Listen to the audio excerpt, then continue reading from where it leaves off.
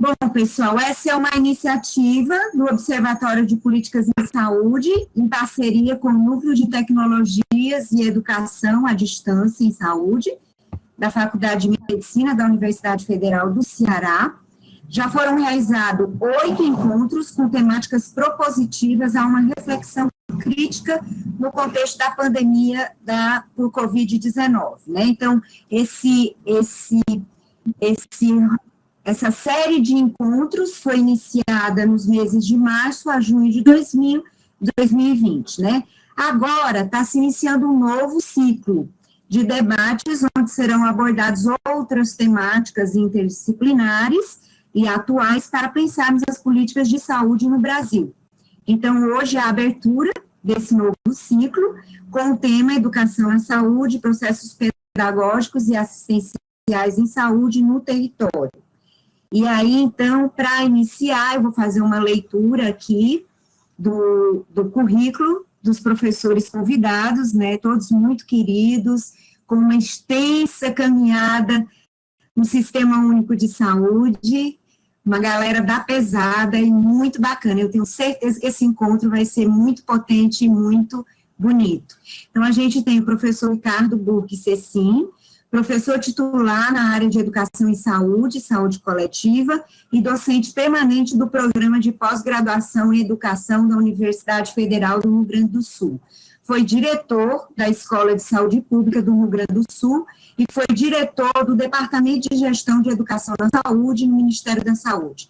Fez residência multiprofissional em saúde mental no Centro Integrado de Psicologia, cursou especialização em saúde pública pela Escola Nacional de Saúde Pública, ENSP, mestrado em educação pela Universidade Federal do Rio Grande do Sul, doutorado em psicologia clínica pela Pontifícia Universidade Católica de São Paulo, pós-doutorado em antropologia médica pela Universidade Pública de Tarragona, na Espanha, e estágio pós-doutoral sênior em participação social e políticas públicas em saúde pela Universidade Pública de Parma, na Itália. O homem é viajado, viu, gente? É líder do Educa Saúde, grupo de pesquisa do CNPq, Educação e Ensino da Saúde, e é membro titular da Comissão Nacional de Residência Multi-Uniprofissional em Saúde. Então, esse é o nosso querido professor Ricardo Burke Cecim. Temos o professor José Ivo dos Santos Pedrosa, nosso querido Zé Ivo, professor titular em saúde coletiva da Universidade Federal do Piauí desde 1981, graduado em medicina pela Universidade Federal da Bahia, mestrado em saúde comunitária pela Universidade Federal da Bahia e doutorado em saúde coletiva pela Universidade Estadual de Campinas. Coordenou a área de Educação Popular em Saúde no Ministério da Saúde do Brasil de 2003 a 2010. Na Universidade Federal do Piauí, atua como professor de programas de pós-graduação em Ciências e Saúde da Família, desenvolvendo pesquisas no campo da promoção da equidade em saúde, mobilização, participação popular e ensino na saúde, utilizando metodologias qualitativas e participativas. Atualmente, coordena um curso de graduação em medicina no campus Ministro Reis Veloso, da Universidade Federal do Piauí, em Parnaíba. Vice-presidente da Abrasco e é membro do GT de Educação Popular da Abrasco. Querida professora Maria Rocineide Ferreira da Silva, por quem eu tenho uma grande admiração e um amor muito grande também, é enfermeira, especialista em saúde da família, mestre em saúde pública pela UES, doutora em saúde coletiva pela Associação Ampla, UES-UFC, professora adjunta do curso de enfermagem da UES, coordenadora regional da Rede Unida, membro do grupo de trabalho de educação popular e saúde da Abrasco. Foi coordenadora do Sistema Municipal de Saúde Escola do município de Fortaleza, onde coordenou a elaboração do primeiro projeto de residência multiprofissional em saúde da família, no período de 2008 e 2009. Foi consultora do Ministério da Saúde no projeto PROFAI e no projeto Aperfeiçoamento de Gestão em Atenção Primária, pelo CONAS, membro da coordenação da Associação Científica da Rede Unida, membro do GT da Educação Popular e Saúde, da Abrasco, e da Articulação Nacional de Movimentos e Práticas de Educação Popular e Saúde, membro do Conselho Editorial da Associação Científica da Rede Unida, revisora de periódicos científicos, é líder do grupo de pesquisa Políticas, Saberes e Práticas em Enfermagem e Saúde Coletiva, CNPq. E participou da minha banca de doutorado também. Ela esqueceu de colocar isso, mas ela foi membro da minha banca de doutorado, me deu essa honra. Então, eu não sei, professor Zé Ivo e professor Ricardo não estão aqui na imagem, né? Mas você começa, é isso, Neidinha? Não, quem começa é o professor Zé Ivo. Zé Ivo, você está por aí? O professor Zé Ivo caiu.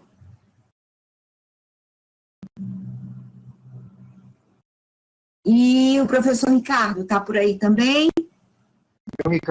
Isso, agora o meu microfone está ligado, mas a imagem... Pronto, tá. Eu vejo a imagem agora.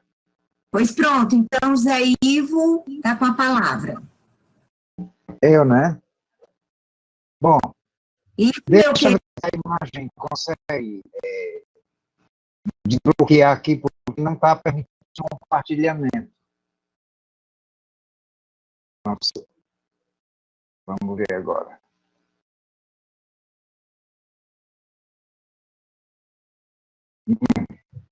Bom, eu falo sem imagem.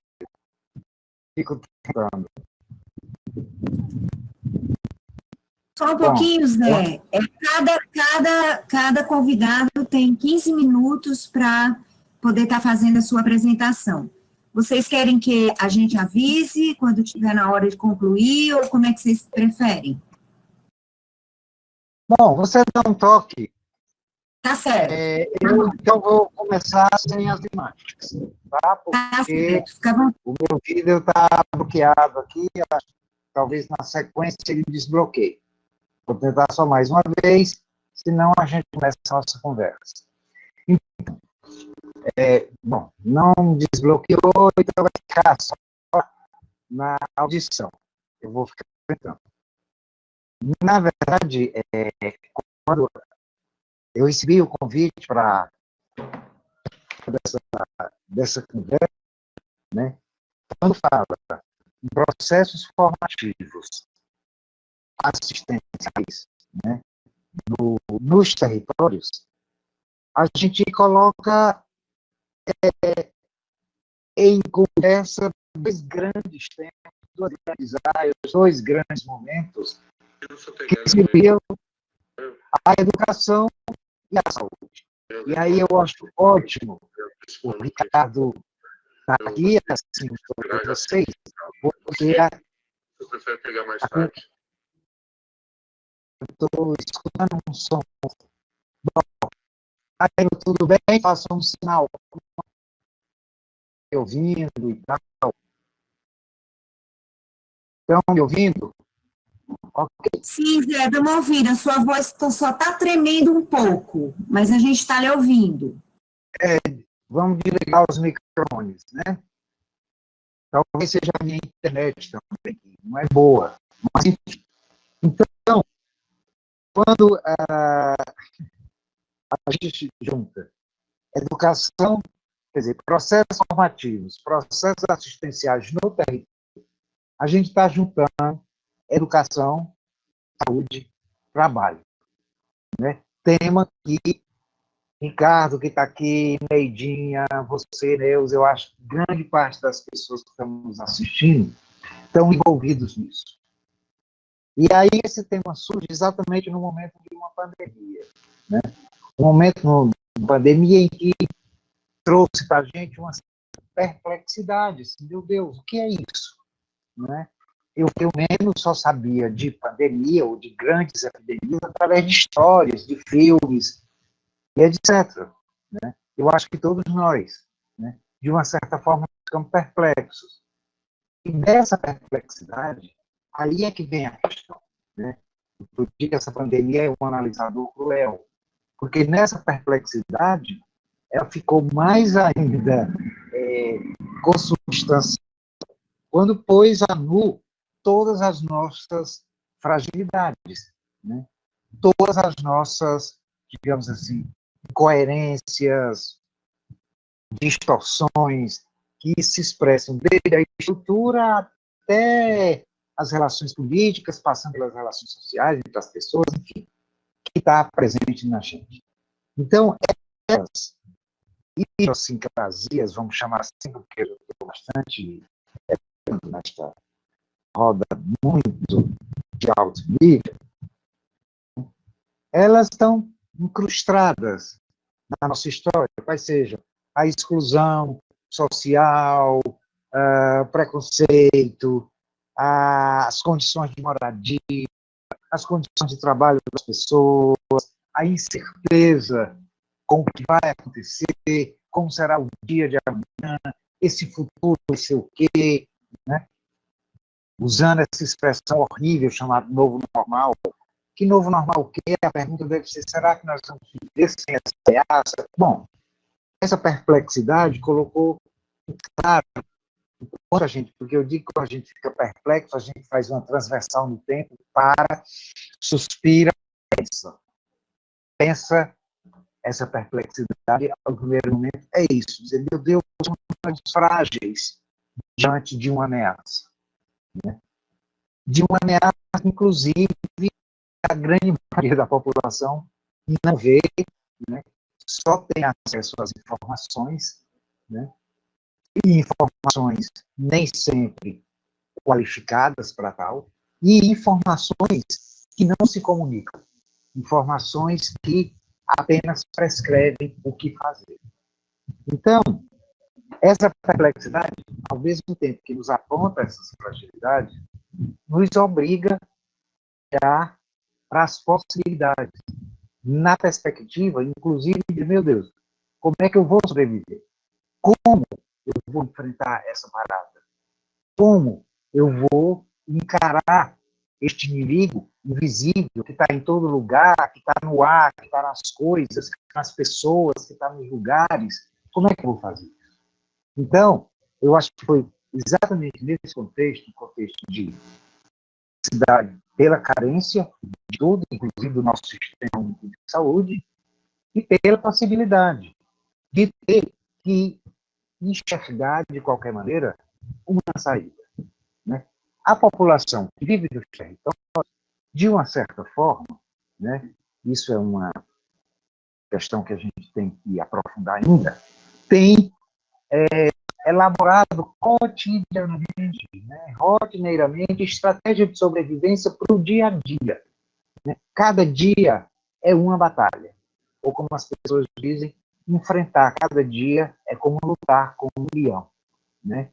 Então, a população já está acostumada, entre aspas, a desenvolver essas estratégias de sobrevivência e, em última instância, acomodam, né, as condições objetivas de vida. Acomodam as prescrições, as condições objetivas. Isso vem não só agora da pandemia, mas desde o tempo da medicina preventiva, da higiene, etc. Pois bem, nesse território, é nesse momento em que as pessoas buscam, né, como sobreviver, buscam essas estratégias, e a gente tem que encarar as possibilidades daí que podem advir. Ou seja, dentro da resistência, dentro da estratégia de sobrevivência, existe possibilidade de afirmação da existência do sujeito enquanto tal. Então, eu acho que essa perspectiva é o que vai orientar, né, todos esses processos formativos e assistenciais que têm se desenvolvido nos territórios. De um lado, né, em termos de processos assistenciais, aí a gente entra num conflito que é muito interessante, porque a gente observa nos territórios, às vezes, completa ausência do Estado. E, nesse sentido, a gente vai trabalhar, né, vai angariar, digamos assim, possibilidades a partir, né, ou com base numa coesão momentânea, emergencial, e que se faz às custas da gente mesmo. Então, é aquela questão de vamos mobilizar as artesãs do território para construir máscaras, aí a gente desenvolve um processo formativo com essas artesãs para entenderem a lógica da máscara, né? O porquê a máscara tem que ser assim, o porquê que tem que ser assado. Mas nesses processos, que eu chamo de, digamos assim, autônomos, que ocorrem nos territórios, por iniciativa dos grupos, por iniciativa das pessoas, por iniciativa de alguns indivíduos, eles ocorrem de uma forma, uma certa assistência a pessoas que estão em situações, de famílias que estão em situações piores ou mais desfavorecidas ou mais vulneráveis ainda, mas de uma certa forma, né, a questão fica, bom, a gente está conseguindo resolver essa sobrevivência imediata, mas e o pós? Será que esses processos formativos poderiam incluir, ou essas ações que se desenvolvem nos territórios, dependendo da equipe onde não chegar, né, por iniciativa das pessoas, um futuro no qual o Estado possa cumprir o seu papel de protetor do cidadão, né? Então, essa é uma questão. Eu só tenho 5 minutos, é isso? Acho que sim. Pois é, você tem até 18h40. Pois bem, então, no meio dessas possibilidades, da população que se mobilizou de qualquer maneira para enfrentar a pandemia, e isso numa atitude, vamos chamar, independente, né? E teve muitos frutos legais, né? A gente fez uma live com o pessoal, eu acho que no complexo de Manguinhos, né? Onde a construção do plano de enfrentamento pela comunidade de lá, exemplo de como se fazer um planejamento participativo, responsabilizando o Estado, que ele tem que fazer, e colocando as pessoas como protagonistas. Mas isso não foi o geral, né? Isso tem sido experiências nos quais a gente procura descobrir como foi que aconteceu uma coisa fundamental para a popular, que é a constituição de saber. Porque as pessoas vivem no cotidiano, nós produzimos as informações científicas, nós prescrevemos as medidas preventivas e protetivas contra a pandemia, mas não levamos em consideração isso. Daí vem uma pergunta muito interessante, que está orientando um projeto de pesquisa, que é como a população que mora nesses territórios traduzem nos atos cotidianos aquelas medidas prescritivas e protetivas que vão além das medidas higiênicas, que preconizam lockdown em alguns momentos, restrição de movimento de pessoas, abertura de comércio e etc. E tal, né? Isso num universo em que as informações são completamente distorcidas, não qualificadas e controversas, né? Por exemplo, numa cidade como no meu município, o prefeito o Ministério Público manda fechar. Aí a população fica numa situação assim, fica parecendo um passo de quadrilha. Vocês conhecem, né? Vai, abriu. Aí a gente parou, fechou, a gente para. Então ninguém sabe o que funciona, o que deixa de funcionar. Há uma reificação, vamos abrir, cumprir os protocolos, mas sem vigilância sanitária, parará, enfim. Esse tipo de formação da população para se tornar produtor e vigilante de sua saúde, a gente precisa aproveitar essa, digamos assim, essa brecha que essa maldita pandemia trouxe. Por outro lado, nós, profissionais de saúde, principalmente os que atuam no território, têm que conviver agora, além com a organização burocrática, do fluxo, da convivência, né, com os usuários, né, esses profissionais de saúde também são submetidos, né, a essas informações que, para poder garantir a credibilidade, utilizam ficção, evidência científica, de acordo com o conhecimento científico, ou de acordo com a universidade tal, A ou B, geralmente são as melhores do mundo, né, que validam esse conhecimento, e aí isso se transforma numa informação que muitas vezes não comunica que a informação poderia ajudar, né? Exemplos disso a gente tem na mídia toda hora, né? Então, o profissional há protocolos, né, que esvaziam do agir, do atuar desse profissional, qualquer elemento que não esteja capturado pela dinâmica do vírus. Tudo que o profissional faz em relação com o usuário de uma UBS no território é hoje pautado, contaminado, subjugado ao que a pandemia manda. Nesse sentido, né, foi muito interessante uma experiência que a gente teve numa live, quando uma profissional lá no Rio Grande do Sul, né, falar Conceição, que é uma técnica de imagem, fugir da técnica de ser só uma técnica de imagem e fui ao encontro dos usuários que precisava de informações no mínimo menos incertas, né? Então, isso é um exemplo de que os processos assistenciais dos territórios, seja por parte das UBS, né, seja por parte das ações, digamos assim, autônomas, da população, eles sofrem essa questão que a gente precisa ter, porque, senão, a gente acaba se deixando levar, né, se deixando levar pela força dos acontecimentos, os acontecimentos que nós não promovemos, e a gente esquece de ter um olhar mais crítico, mais profundo, pensando no dever, como construir esse dever no meio de tantas experiências.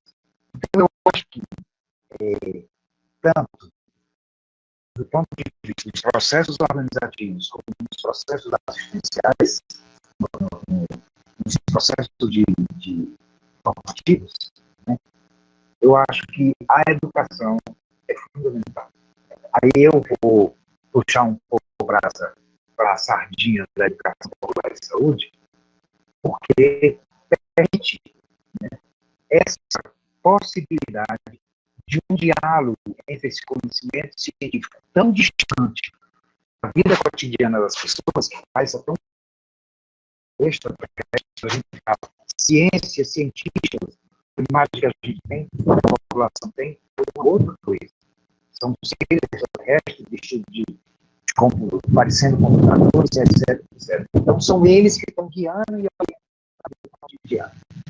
Então, se a educação, né, a educação em saúde, a educação popular, especificamente, que permite, ou que possibilita, ou que promove esse conhecimento, essa troca de saberes, talvez ajude para que a tradução dessas informações científicas se transforme num cotidiano consciente, com direção a fins, e não um cotidiano que seja desenhado só para responder à emergência da sobrevivência imediata.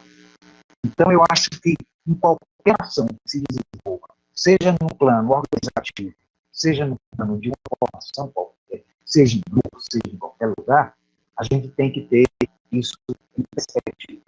Porque, nesse momento, todos os nossos conceitos que a gente tinha pré-concebidos passam a sofrer também modificações. São chacoalhados. Né? Então, por exemplo, é um lugar de ensinar, de aprender. Se antes a gente considerava a escola, depois considerando os grupos, depois considerando as comunidades, hoje é em todo lugar. como é que a gente vai ter isso que eu chamo de agir educativo em todo momento? Professor Felipe, se o senhor puder ir concluindo, a gente vai agradecer, viu? Então, para concluir, eu deixo essas duas como nós vamos desenvolver esses processos formativos e esses organizativos da atenção e do cuidado nos territórios, com essa perspectiva, que tenha, digamos assim, uma linha de fuga que não seja a pandemia. Uma linha de fuga que nos torne sujeitos, que nos liberte dessa visão de que a população só vive ou só age em direção à mera sobrevivência. Que essa sobrevivência seja uma sobrevivência ampla, uma sobrevivência de ser humano, cidadão deste país. É isso. Obrigada, professor. Agora a gente vai passar a palavra para a professora Maria Rocinete, nossa Neidinha.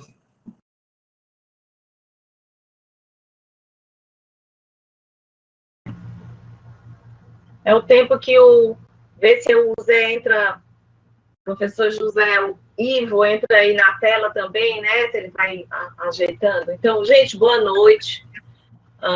Quero agradecer aí o convite, né, para estar aqui nesse momento, né? Tanto eu como a professora Neuza, a gente, de uma certa forma, faz parte desse observatório de políticas públicas, né? Cabeçada aí com o nosso grande mestre Ricardo Pontes, e agora com a nossa querida professora Carmen Emanuele, e tantos outros, né? A gente deixou de circular um pouco, e aí a gente não precisa se atualizar, viu, professora Neuza Goya?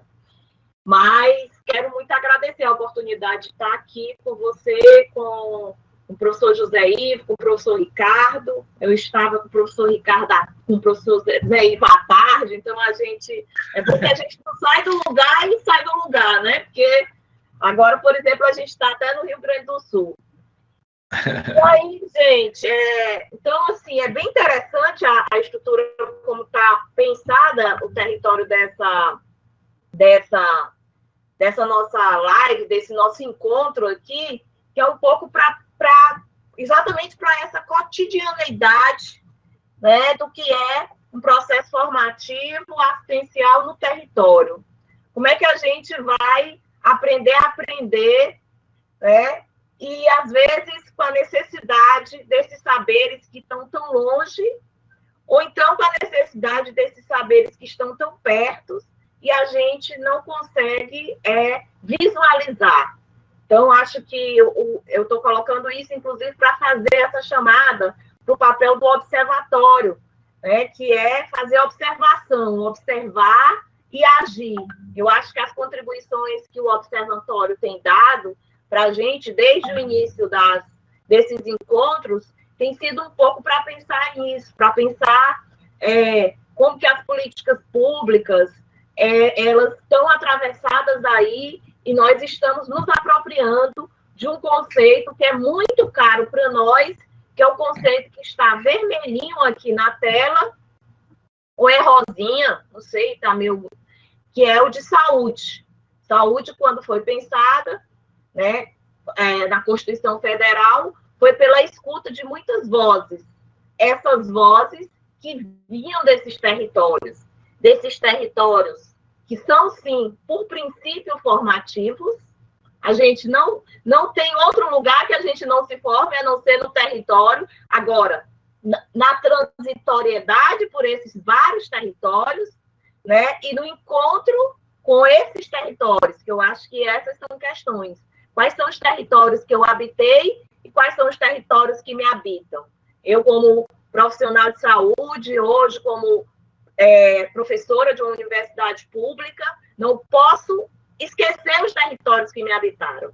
E aqui, nesse momento, por exemplo, eu lembro de um acontecimento muito importante, eu falo que é um acontecimento, que foi a leitura do livro Sistemas Locais de Saúde, numa ocasião que eu estava precisando demais. Imagina, eu chegando em Capuí, na década de 90, Neuzinha, eu não vou dizer o ano não, tá certo? E eu encontro um livro escrito por essa mediadora que está aqui, brilhante, uma brilhante técnica, uma brilhante assistente social, uma brilhante professora, com um outro querido, brilhante, que é o livro que eles dois, Rodorico Monteiro e Neuza Goya, nos ofertam para discutir sistemas locais de saúde, com a coisa fundamental, a base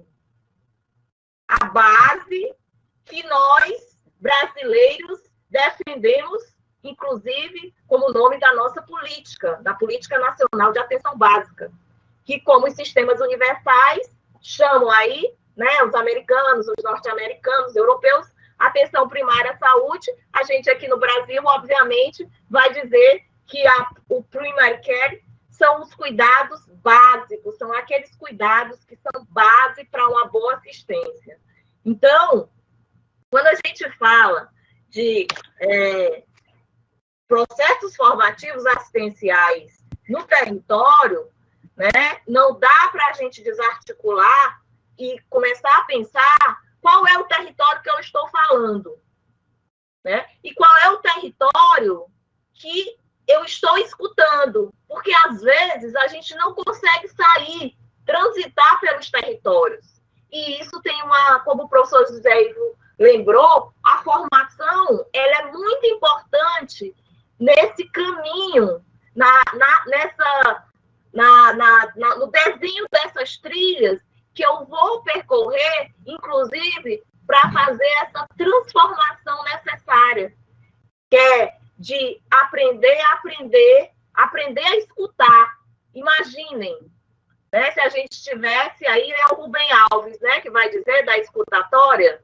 Então, a gente precisa, e aí eu, lembrando aqui, me lembrei de uma fala, exatamente dessa experiência que nós tivemos aqui em Fortaleza, né? Teve a Ana Silda coordenou, depois eu coordenei, depois a Ana Paula Brilhante, né? A gente teve aí uma experiência muito importante que foi do Sistema Municipal de Saúde Escola, que foi exatamente focada nessa escuta dos territórios, nessa escuta de onde estão onde está sendo desenvolvido o cuidado, a assistência, a atenção e a formação, tal qual preconiza a nossa Constituição Federal. Eu sei que agora, nos últimos tempos, está em xeque, né? A gente fica com medo de vez em quando, do artigo 195, de repente pular para o 201, não sei, do jeito que nós estamos, eu às vezes fico preocupada, né? Por isso que eu, inclusive, aí sigo com a insônia tremenda, que é para não ter que dormir e acordar com algum, ou ter um pesadelo, ou acordar com más notícias. Então, a gente já fica logo acordado direto. Então, é importante a gente começar a pensar. E aí, obviamente, acho que essa experiência de Fortaleza, eu acho que é uma experiência que vem lá de Sobral, que foi amadurecida, na verdade, ela vem ali dessa também experiência de Capuí, que é onde eu encontrei com esse livro, né? Não era uma estante de livros, graças a Deus, aos homens e às mulheres, eu tenho a minha estante hoje. Naquela época era um birozinho improvisado, né? A gente fazia o atendimento nele e tinha uma gavetinha com essa primazia, né? Que me ensinava a dizer como é que eu vou caminhar aqui, como é que eu vou me orientar, qual é a bússola. Tinham várias, vou confessar para você, professora Neuza, não era só aquele livro, né? Mas aquele livro me ajudou bastante. E aí, com aquele livro, a gente rompe com a lógica da colonização que a gente às vezes vive. A gente tem que ir lá fora. Não estou dizendo que a gente não tenha que ir, é muito importante ir lá fora.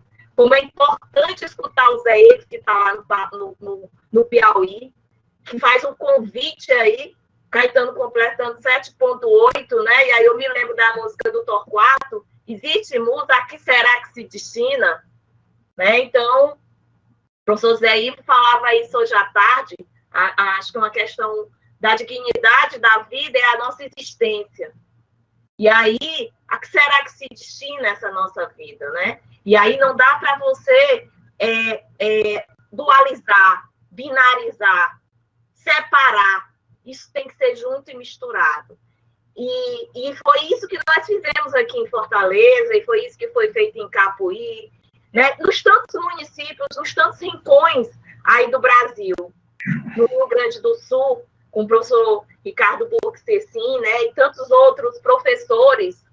O professor Silva, que foi usuário ali do sistema, não tinha nenhuma graduação do ponto de vista no mundo da disciplina, no mundo acadêmico. Mas me ensinou muito a fazer leituras do sistema solar, do sistema... Não esqueço nunca das marés de Capuí, para me orientar a fazer a marcação dos preventivos das mulheres. Meu Deus, uma questão epidemiológica fundamental, e às vezes a gente não se dava conta, que o relógio, que o calendário, era o calendário lunar, inclusive o calendário que a nós, profissionais de saúde, é ensinado, mas que nós só lembramos dele quando a gente vai dar aula, porque a gente nem sempre a gente se orienta pelo calendário lunar, né, da gestação.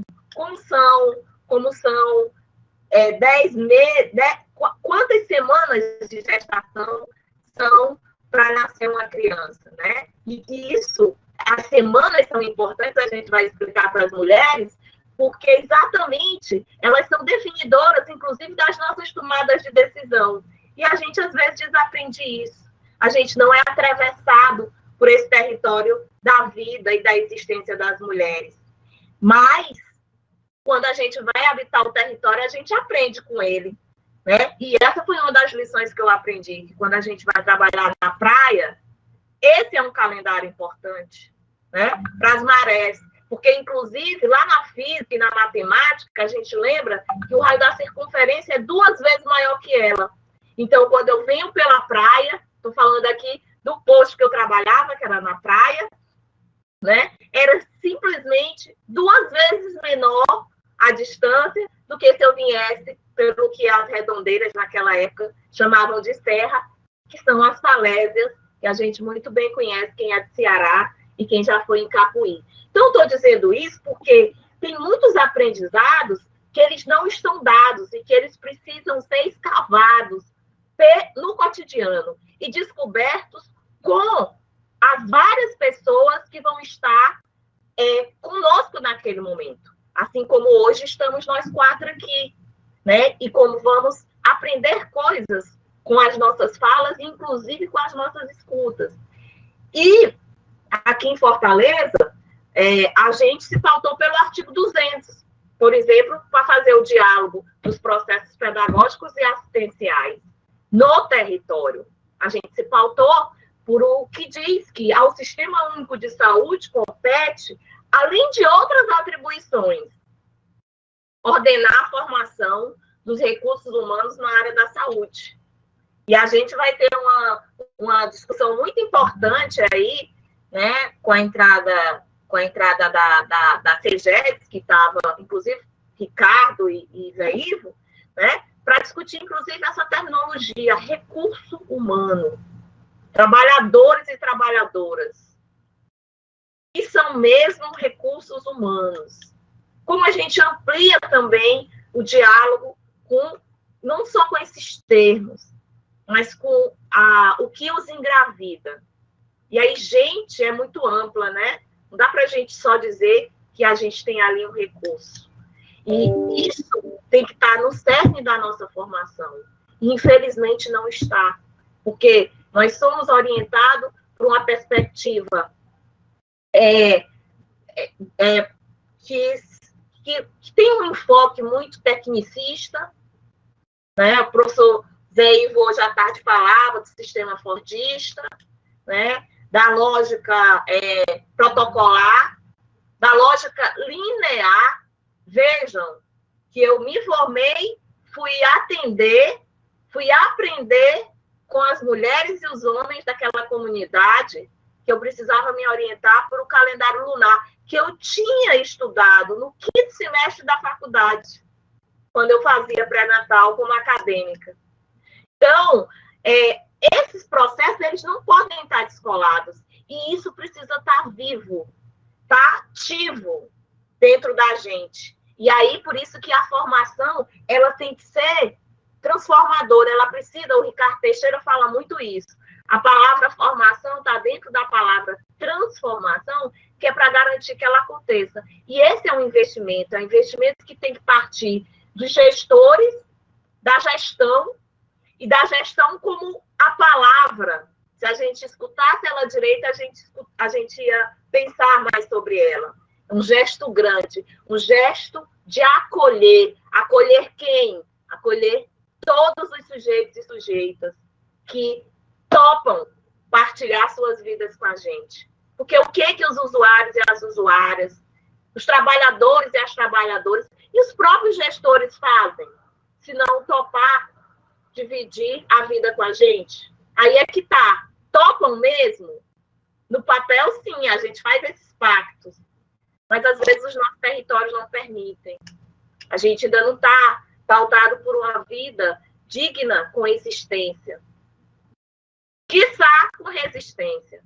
Né? E aí, eu acho que a gente teve uma experiência no campo de uma gestão participativa e democrática, que a educação permanente, para nós, foi religadora de saberes, né? E de redes, dessa rede potente de saberes. Por isso, ela foi atravessada, sim, pela educação popular, porque, para a gente, toda a perspectiva de formação, não que a gente não tenha usado outras formações. E aí, só para vocês saberem, quem está escutando aqui a gente, né? Nós tivemos que pensar, a gente pensava que era uma formação em larga escala mesmo. A gente foi lá na Isabel Santos, né? Aprender com as formações, inclusive que ela deu aqui no Brasil, ela contribuiu, uma negra, enfermeira maravilhosa,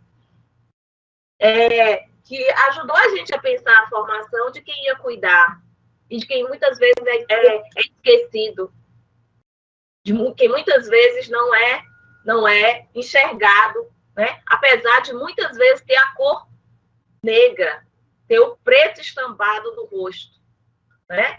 Então, a gente talvez, a cor, inclusive, seja uma sinalização para a gente esquecer dessas pessoas. Então, o que a gente pensou? A gente precisa ver todos os rostos, a gente precisa ouvir todas as vozes. E por isso a importância da participação social.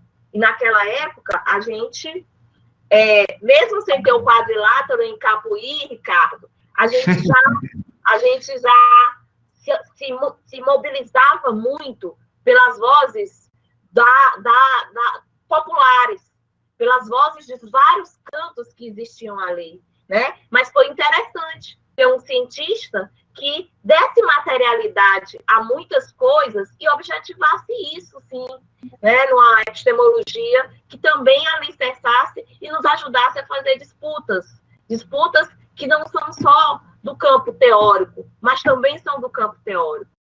São do campo da produção dos saberes, são do campo da produção da vida, né? Das nossas vidas, das vidas que nós precisamos reafirmar que valem a pena. Né? A gente tem agora, a gente está passando por um momento de negação de várias coisas, entre elas das vidas inclusive que estão sendo perdidas, que nós não estamos mais conseguindo enxergar, mas que nós não deixamos de sentir. Porque uma vida sempre foi para um gestor, para um trabalhador, para uma trabalhadora, né? Para quem está no campo da formação, mais que uma vida, né? Ali a gente tem uma família, uma comunidade, né? Acho que Krenak, quando vai falar que o amanhã não está à venda, é para lembrar disso. O que é o comum que vai religar nossos saberes, sem nos aprisionar, sem nos destituir, inclusive, das nossas linguagens e das nossas culturas. E eu falo isso porque eu estou lembrando aqui, a gente teve, dizem que foi o impeachment da presidenta Dilma, mas eu preciso dizer que foi o golpe, né? Eu faço parte de um grupo que assume, sim, que teve um golpe em 2016, né? E interessante que uma das primeiras decisões do governo golpista Temer foi tirar toda a discussão do campo da cultura, né, fragilizar aí o Ministério da Cultura. E o que isso significa para aquele povo que me reensinou, que ressignificou aquele calendário lunar, que eu, como enfermeira, que eu, como acadêmica de enfermagem, tinha aprendido ali no 5º semestre, e como profissional de enfermagem, estava fazendo meus pré-natais, né? Mas para cuidar das mulheres com os seus preventivos, eu precisava acessá-los. E hoje eu estou compartilhando desses saberes atualizados com os discentes que eu tenho a oportunidade de acompanhar no meu cotidiano como docente. Então, olha que aprendizado, né? Então, não dá para a gente não pensar aí nessa ideia, que eu acho que foi uma criação muito importante do Ministério da Saúde naquela época, uma ousadia,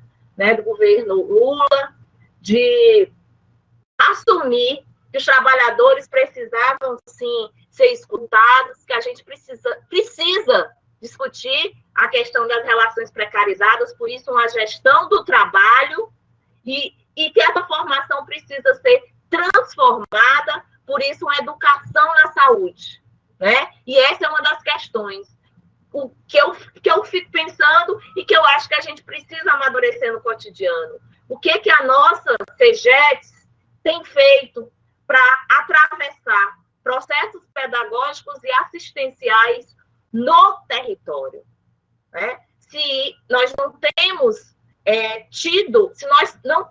nós temos tido diálogos para fazer isso, eu acho que essas são questões que um observatório precisa se ater para começar a produzir ação e fazer a observação na saúde, mediada por todo o campo das políticas públicas, tal qual está lá no nosso artigo 196. Saúde é o resultado de uma série de determinantes e condicionantes, quais sejam saúde, economia, cultura, lazer, economia, né? Moradia, emprego, renda. Então, não há o que se dissociar saúde de educação e educação de saúde. E entre idas e vindas, entre as luas e os sóis que nós vamos partilhar, a gente pode partilhar muita coisa, inclusive bons encontros. Acho que é isso, meu filho. Obrigada, professora Rocineide. Agora a gente passa a palavra para o professor Ricardo Cecim. Bom, gente, uma boa noite. O que era, Neuza? Não, o senhor... Ih, falhou o microfone aí, Neuza. Bom, vamos lá, vamos ver se o meu microfone está ativo, está bem, a imagem também? Então tá. Eu queria dar boa noite a todos e todas que estão nessa sala, agradecer o convite do Observatório de Políticas Públicas da Universidade Federal do Ceará para participar desse momento de conversa, dessa roda de conversa aqui. E no começo, para quem não estava ainda na sala, a gente conversava sobre a sequência das falas, quem fala primeiro, quem fala depois. E vou confessar, assim, brincar aqui um pouquinho com vocês, que a Rocineide tinha dito, como alguém que é do Ceará, a gente abre as portas, posso ser a primeira, ou devo ser a primeira. Aí depois acabamos achando que, quem sabe, o Zé Ivo começa para, assim, já que devo ser a primeira, vou tentar de um outro jeito. Mas eu gosto quando... especialmente o lugar que faz o convite, faz a fala inicial. A Neuza acho que teve a preocupação de situar o observatório e o papel que o observatório vem ocupando. Mas é que sempre que a gente é convidado para uma fala, a gente pode dizer assim, ou a fala está pronta, a gente vai falar de alguma coisa que a gente pesquisa, que a gente escreve, e tem aquelas pessoas como eu que pesquisa coisas diferentes ao mesmo tempo, embora todas elas tenham uma conexão, e escreve coisas diferentes ao mesmo tempo. Quando eu digo diferentes, é porque a gente está escrevendo com um orientando que tem um objeto, com outro orientando que tem um outro objeto, está escrevendo porque está aproveitando um edital, porque tem um edital de pesquisa, tem um edital de publicação.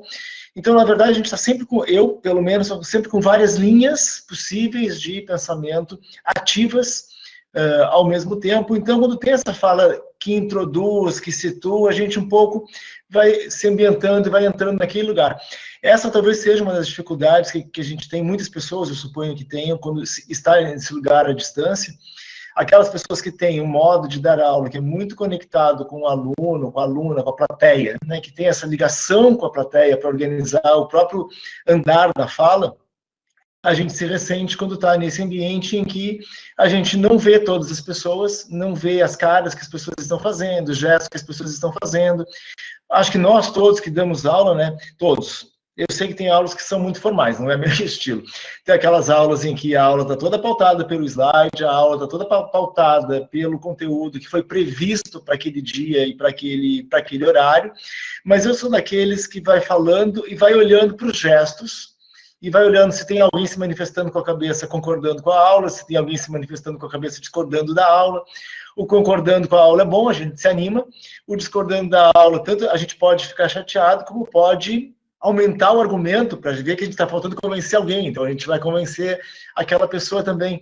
E quando a gente está aqui nesse lugar em que a gente não sabe quais são os gestos que as pessoas estão fazendo, sequer se elas estão mesmo olhando para a gente ou se elas estão com o microfone ligado enquanto estão jantando, enquanto estão fazendo alguma outra coisa, a gente está, mesmo quando para, né, assim, eu comentei que numa live super recente, que a tendência da gente tem sido, ao final da live, nesses momentos de troca, de encontro, agradecer não pelo convite, ou pelo número de pessoas que ali estiveram, mas pelo fato de a gente ter se conectado com o grupo.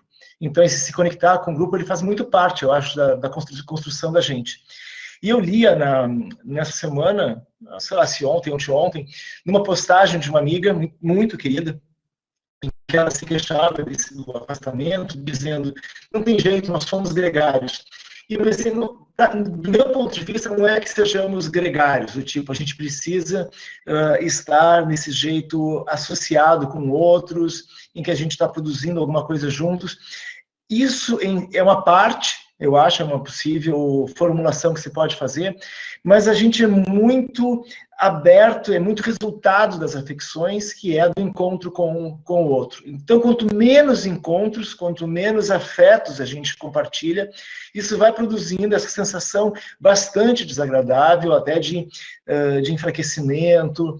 Tem muitas perguntas e muitas pesquisas têm sido feitas nesse período, que é o que aconteceu com a saúde das pessoas agora que elas estão, ou por que estão em casa.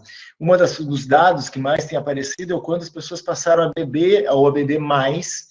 E é porque a gente precisa, eu gosto de falar disso, especialmente quando eu lido, por exemplo, no tema da redução de danos, a gente precisa dessa profusão de afetos ou de afecções no nosso corpo. É ruim quando o nosso corpo está exposto a poucas afecções, ele vai ficando carente dessas afecções. E a gente acaba dependendo que esses afetos sejam produzidos por aquilo que a gente vai acessar à distância, né? Do tipo a internet, as redes sociais, o telefone, a televisão. E nessa hora a gente se dá conta do quanto que a arte, ou mesmo a imprensa, mas o quanto que a arte é fundamental, é quase que o reservatório de arte que nos é deixado, permite que a gente continue vivo. Eu digo reservatório de arte porque a gente pode assistir filmes que não estão sendo feitos agora, já foram feitos. Séries que não foram feitas agora, já foram feitas.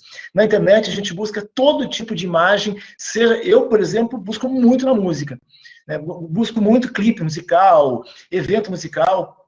Tem sido uma maneira de eu atravessar um pouco desse período em que eu tenho ficado, então, muito mais em casa. Tem acontecido muitas coisas na minha casa, mas essa que eu busco, a arte que eu busco, tem sido muito a arte da música ou pela via musical, clipes de música e coisas desse tipo. E também quando eu fico no computador, já é um pouco da minha tradição, eu estou trabalhando num texto e estou ouvindo música.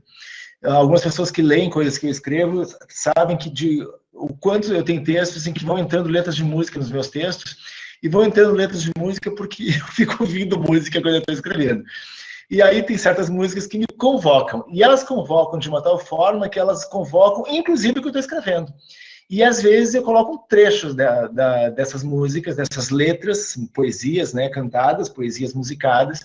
Eu acabo colocando essas músicas, ou essas letras, essas poesias, também nos textos que eu escrevo. Às vezes, eu tenho que tirar, porque dependendo para onde vai, os textos são devolvidos. Eu sou daqueles que manda muito texto para muito lugar, tem muito texto publicado, mas tem muito texto devolvido. Muito texto devolvido, que choca um pouco a gente, os textos devolvidos. Mas eu estou dizendo isso porque, em certa medida, a nossa saúde é muito marcada por essa exposição, então, aos afetos, pelas afecções, pelo encontro, pelo contato, por esse estar com. A gente vem defendendo que a pesquisa também deva se fazer com um pesquisar com. É um estar com para pesquisar com. A necessidade desse com nas coisas que a gente faz é quase que uma evidência. Assim, quando a gente vai colocando hífen com, a gente está assumindo que é assim. E que isso muda a nossa perspectiva, nosso ponto de vista, a nossa conexão com as coisas, a nossa presença com as coisas. Eu tenho um orientando que está trabalhando com o tema da presença. Então, esse é um tema que é forte, mas também orientei, é um orientando de doutorado, que é da área da filosofia, mas orientei recentemente um trabalho já concluído, em que a palavra que acabou aparecendo na formulação, e a Rocineide estava chamando a atenção para a palavra formação, transformação, que a formação está dentro da transformação. Eu já escrevi bastante, já escrevi bastante sobre formação, eu só escrevo sobre formação, então não é eu escrevi bastante, eu só escrevo sobre isso. Mas uma orientanda minha trabalhou recentemente com a educação permanente acoplada ao processo de gestão na saúde, e a gente acabou produzindo um neologismo, daquela coisa que às vezes a gente faz, a gente que é muito ligado aí à área das humanidades, gosta de botar hífen e parêntese para compor as palavras, transformar as palavras, virar a palavra do avesso. Acho que a função também das palavras é essa mesmo. Mas a gente acabou, a tese de doutorado dela se chama assim, tem já um capítulo de livro publicado, a gente chamou de educo-transformação. E quando a gente usou essa expressão educo-transformação, ela tinha mesmo 3 palavras em uma. A gente queria chamar a atenção para a educação, queria chamar a atenção para a formação, queria chamar a atenção para um componente que é o que se transforma nesses processos. Não é a educação do tipo, a educação transformadora, que é eu faço certa prática de ensino para transformar certa realidade. Não é isso. É entender que dentro de um processo de ensino, coisas se transformam. Coisas entram nessa potência trans, que é a potência de sair de um lugar identitário e se deparar com outras possibilidades, com um certo processo de subjetivação. E a gente explicava, então, que essa educo-transformação ela tinha a ver com ensino, com aprendizado e com mutação, com as mutações. Então, a tese vai trabalhando com essa noção de ensino, ensinar, aprender e mutar, né? E a mutação dentro disso. Com isso, então, eu estou querendo juntar esse componente de que formar é encontrar é formar, mas diante disso a gente tem um processo de mutação, ou um processo de afecção, que resulta, então, dos encontros, é uma maneira de compreender o processo educativo, especialmente quando ele é, de fato, educativo. E quando eu digo que um processo educativo é, de fato, educativo, significa que a gente se depara com os não saberes. A gente tende a chamar de formação e de educação quando a gente prescreve certos saberes e certas práticas, ou quando a gente sabe mais sobre coisas que a gente já sabia. Eu tenho colocado a aprendizagem, a formação, no lugar que é esse estranhamento, que é essa desmontagem das figuras e das formas identitárias que nós temos. Então, aí caminharíamos para a mutação, perderíamos a identidade para uma produção de subjetividade que nós não sabemos qual é, mas quando se desmancha uma forma nossa, e essa forma vai se conectando com as afecções, vai se conectando com as coisas que compõem o nosso corpo, que alimentam o nosso corpo, que trazem alegria para dentro do nosso corpo, a gente vai mutando, vai mudando. E isso é o processo, de fato, um processo educativo, que então não é só cognitivo, mas ele é também um processo de subjetivação. Por conta disso, eu conversei nesse período de pandemia, especialmente no começo, naquele período em que a gente estava um pouco assim, recomendado a ficar em casa, era um incentivo a ficar em casa. E eu dizia, o problema que a gente tem com esse ficar em casa é que vai reduzindo as afecções e a gente vai começar a sentir falta delas. E se a gente é trabalhador da saúde, a gente tem que saber que algumas das pessoas que a gente vinha cuidando, que a gente vinha acompanhando, na medida em que elas tiverem menos afecções, menos afetos, menos presença, isso vai gerar certas coisas nessas vidas, essas vidas vão ter esses efeitos, e o que nós vamos fazer com essas vidas. Então, eu falava disso no começo, digamos, lá por março e abril, de um jeito um pouco assim, um incentivo de vamos cuidar das pessoas que a gente não está vendo, não está encontrando todo dia. Vamos cuidar dessas pessoas fazendo algum tipo de oferta, algum tipo de convocação. Na escola também, eu dizia a mesma coisa.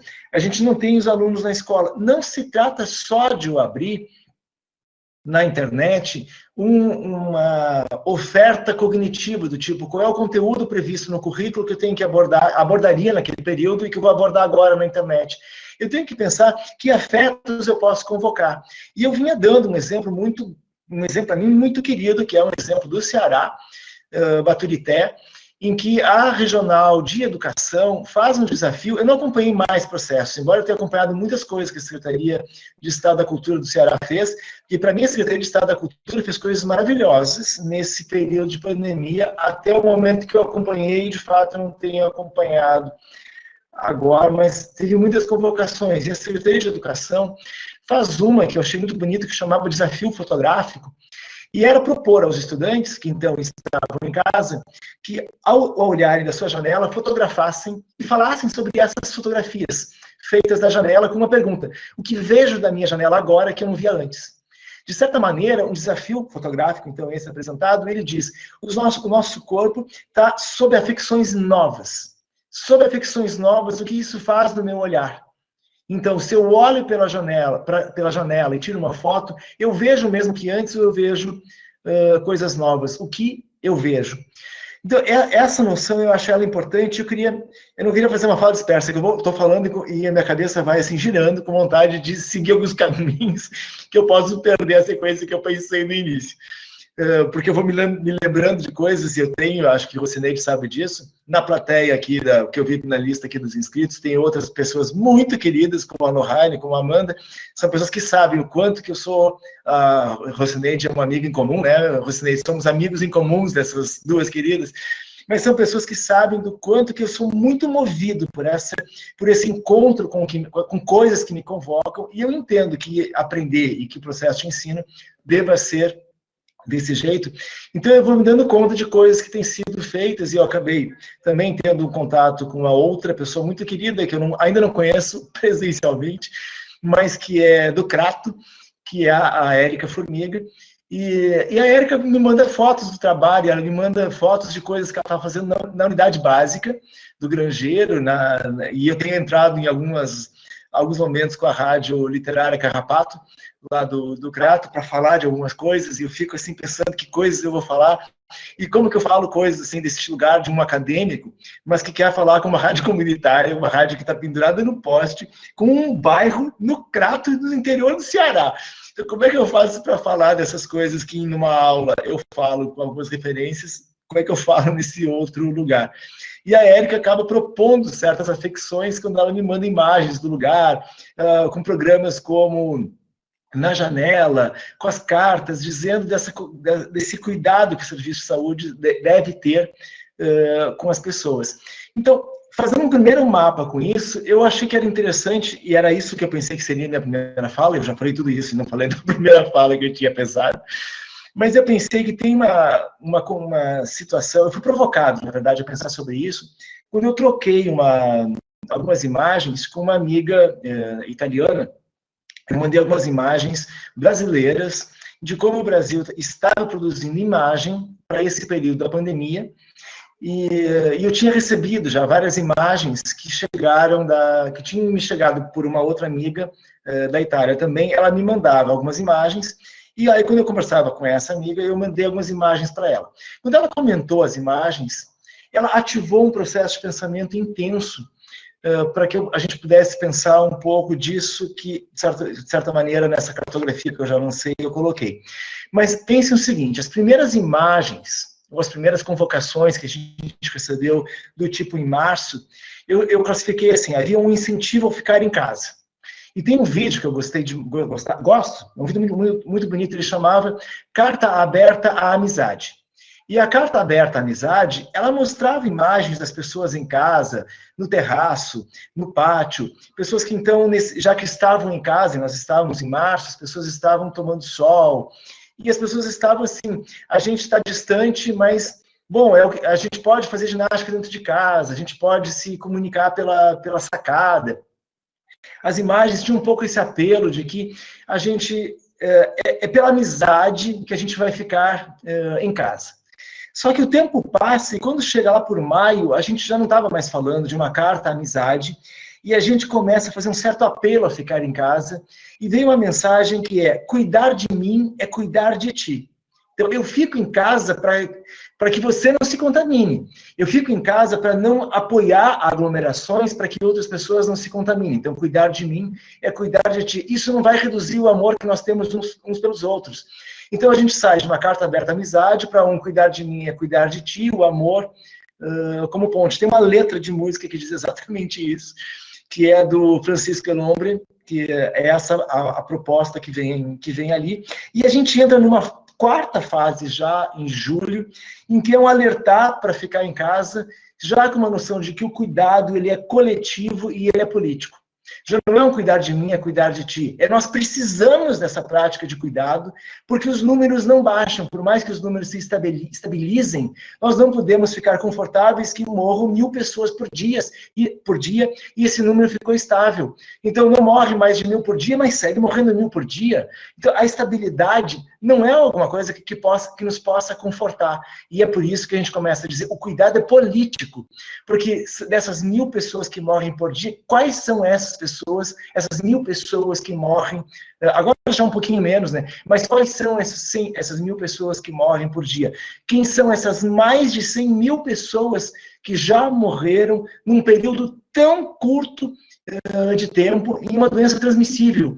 E é uma doença transmissível pela via aérea, ou seja, é muito fácil de que a gente transmita e de que a gente se contamine, do mesmo modo que a gente sabe como controlar ou como evitar, evitar as aglomerações. E quando a gente responde a quem é que mais morre, cada vez isso vai ficando mais evidente, é que são certos segmentos da população que morrem, e apareceu a palavra genocídio.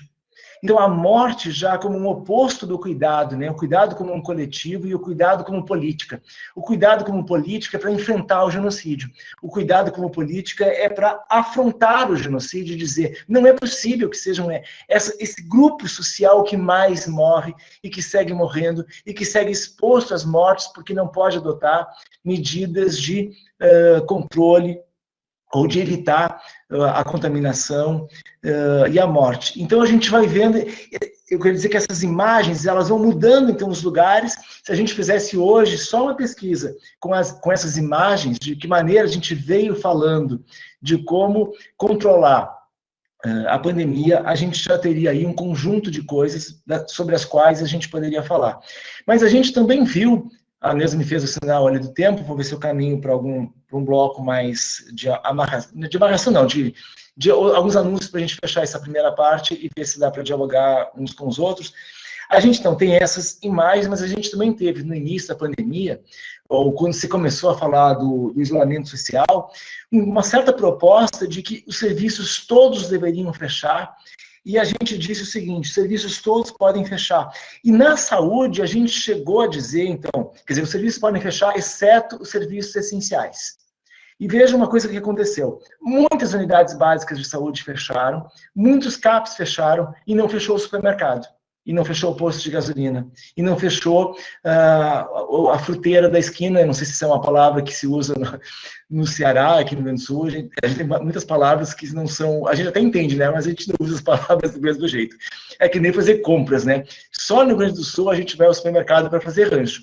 Em todos os lugares você vai ao supermercado fazer a feira. Aqui no Rio Grande do Sul a gente vai ao supermercado para fazer rancho. Rancho é a feira. Então eu não sei se usa essa palavra, que é a fruteira, que são aqueles lugares que tem a porta na calçada e que vendem produtos alimentícios. Esses lugares continuaram abertos. Como que o supermercado, o mercadinho, a fruteira seguiu aberta e o CAPS fechou e a unidade básica de saúde fechou? Então, num primeiro momento, a gente achou possível que esses lugares fechassem. Depois a gente abre, depois a gente começa a pensar o que faz nesses lugares. E aí eu vi práticas muito bonitas, e a gente vai ter agora a oportunidade de acompanhar nessa modalidade diferenciada o congresso do CONASEMES, que é uma amostra, então, das experiências dos municípios em saúde. Eu fui avaliador de alguns trabalhos que foram submetidos ao congresso, que agora já teve uma primeira leva, e vai ser um processo mais longo, né, de que a gente pela internet possa assistir aos trabalhos.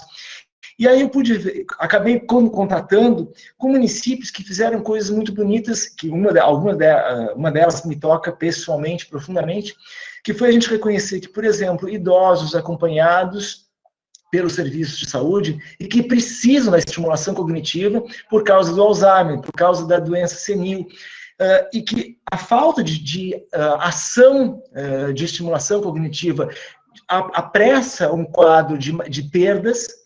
E quem vai fazer essa oferta? A gente vai deixar que as casas e que as famílias façam isso sozinhas, e sem que elas saibam fazer. A gente tem as crianças em casa, a gente tem os adolescentes em casa, a gente tem os idosos em casa, a gente tem acamados que seguem em casa. Quem faz a oferta do que fazer com essas pessoas, de maneira que a gente proteja os seus estados de saúde? E aí eu vi serviços que, então, não trouxeram os usuários para dentro do serviço, mas estiveram dentro do serviço preparando materiais que foram levados para as casas e que foi dito e ensinado para a família como fazer uso. Então, houve a preocupação de quem são as pessoas com deficiência, as pessoas com transtorno psíquico, essas pessoas que dependem, inclusive, da convivência, que dependem do contato com a arte, que dependem da circulação para proteger a sua saúde. A gente precisa desse esforço de profissional de saúde, que é pensar o que eu posso fazer e de que maneira eu vou ativar práticas de cuidado com esta novidade. E aí é que eu vi coisas, como eu citei o exemplo lá do Grato, que é, vou atender, que seja na janela, mas eu vou até a casa e vou pedir que a pessoa chegue na janela para conversar comigo, mas eu vou até lá. Eu posso usar do espaço do pátio, ou eu vou usar do espaço de outros ambientes mais amplos, para que eu possa atender com afastamento dos corpos, atender ainda as pessoas, fazer o pré-natal, fazer a puericultura. Como é que eu posso supor que não vão fazer pré-natal ou que não vão fazer a puericultura? Então, a gente tem que desenhar possibilidades de seguir cuidando, seguir exercendo essas práticas de cuidado, ainda que não possam ser do mesmo formato que nós fazíamos antes. Com as residências em saúde, isso foi gritante também. Muitas residências perguntando, e agora, o que a gente cancela? Como se a gente pudesse dizer, mas não se trata de profissionais de saúde que estão no serviço de saúde? O serviço de saúde não é um serviço essencial? Não é um serviço que não pode fechar? E aí, antes que a Neuza me assinale com o tempo de novo, eu queria comentar que a gente ainda tem nos serviços de saúde o desenho, que é o serviço de saúde, que é do tipo, vocês viram que a minha lâmpada caiu aqui, né? O serviço de saúde, que é o hospital, e num primeiro momento, foi isso que aconteceu, a gente falava dos hospitais, e a gente falava da internação, e a gente falava dos doentes, e a gente se preocupava com os profissionais de saúde que estão neste lugar, como se o cuidado à saúde fosse nessa instância de tratar as pessoas que já estavam doentes, e nessa instância em que a intervenção é o tratamento. E aí aconteceu com o Mossoró, essa minha interação com o Mossoró, com a Lohane, que acho que ainda está na sala, em que a gente acabou lançando uma marca. Na verdade, eu usei a frase e a Lohane disse, vamos pegar essa frase e vamos colocar essa frase no dia a dia. E agora essa frase está, inclusive, organizando um evento internacional que a gente está fazendo na virada do mês de agosto para setembro, que é, sem atenção básica, não há controle da pandemia.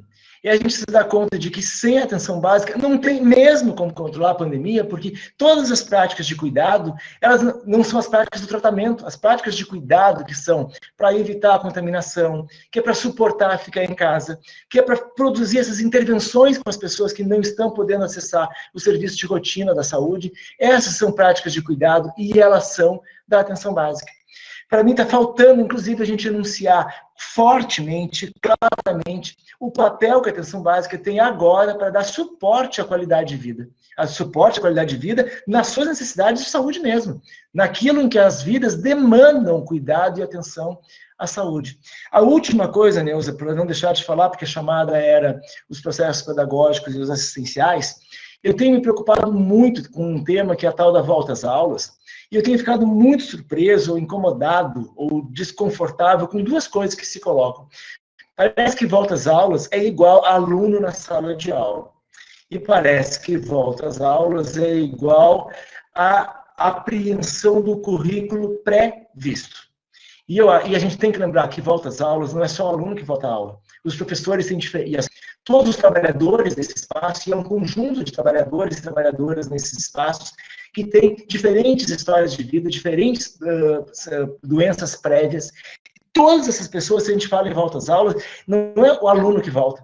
Volta todo mundo que trabalha para que esse lugar possa ser mantido em atividade, seja a escola básica, seja a universidade. Então, é um conjunto de pessoas que vai sendo exposto, ou que estará exposto, aos efeitos que a aglomeração pode ter. E eu me pergunto por que a gente precisa vencer o currículo no tempo, o pré-currículo, que é aquilo pré-visto, no tempo pré-visto. Qual é o tempo de encontro que a gente teria agora como educação ou como ensino? E eu já lancei algumas das ideias no começo. Se é para que a gente fale de quais são os aprendizados de vida, de corpo, de relações, bom, esse é um conteúdo contemporâneo, atual, emergente para a gente dar conta no ensino. Não é a prescrição do currículo, como se a gente vai perder o ano. Nós não vamos perder o ano. A gente talvez ganhe relações, talvez a gente ganhe novas cartas à amizade, como eu dizia nos primeiros vídeos, novas pontes de amor, como eu dizia nos segundos vídeos, novos cuidados políticos, como eu disse nessa última etapa de vídeos ou de imagem. Então, não é volta às aulas como se fosse um processo em que simplesmente os alunos voltam ou as alunas voltam. É uma comunidade de atores sociais, de trabalhadores e trabalhadoras que voltam ou terá que voltar. E os conteúdos a aprender não podem ser os conteúdos que simplesmente estavam no currículo que a gente traçou há alguns anos atrás, quando desenhou o currículo do curso. São os aprendizados que o tempo de agora está colocando diante de nós, para que a gente aprenda mais sobre nós, sobre as pessoas que dependem ou demandam os nossos cuidados. Falando rápido, é minha marca registrada, né? Eu falo sempre muito rápido, mas tentando não ultrapassar demais o tempo. Estou louco que a gente possa conversar um pouquinho juntos. Obrigado, Neide, obrigado, Neuza, obrigado, Zé, e ao grupo que está aí assistindo a gente. Bom, obrigada também a vocês. Então, agora a gente abre a palavra, né, para quem quiser fazer alguma pergunta, o nosso público aqui participante, se alguém quiser escrever alguma coisa no chat para perguntar. O João Agostinho Neto, porque estava rolando toda uma conversa aqui, né, pelo chat, aí ele estava dizendo assim: o que precisamos fazer na academia para formar profissionais capazes de resolver as demandas do serviço a partir da problematização? Não teríamos aperfeiçoado ao longo dos tempos uma linguagem que não chega ao território? Uma autocrítica não seria importante? Não sei se alguém quer mais fazer alguma outra pergunta. A Amanda está se despedindo aqui da gente, dizendo que precisa sair. E tem essa pergunta que o João Agostinho, ele lançou aqui na hora que um dos convidados estava falando, né? Não sei se... Não, um pedido, Neuza, dá para repetir um pouco? Eu me perdi na formulação. Pronto, sim, dá sim. Se for possível... Oi? Se for possível, eu posso fazer a pergunta. Vai lá, João. Então, vai lá, João, vai lá. Pronto. Boa noite, professor Ricardo. uma grata satisfação estar podendo ouvir a sua fala, né? Então, já li bastante sobre suas escritas, inclusive, tento direcionar minha vida acadêmica nessa linha, né, de pesquisa. E aí, cada vez mais que eu faço a imersão nesse cenário acadêmico, me vem a seguinte reflexão, né, que é a de que, de repente, o mundo acadêmico poderia estar em uma linguagem, de certa forma, em alguns pontos, pode ter um pouco de trazer inacessibilidade para as pessoas comuns, né, para as pessoas que vêm do território.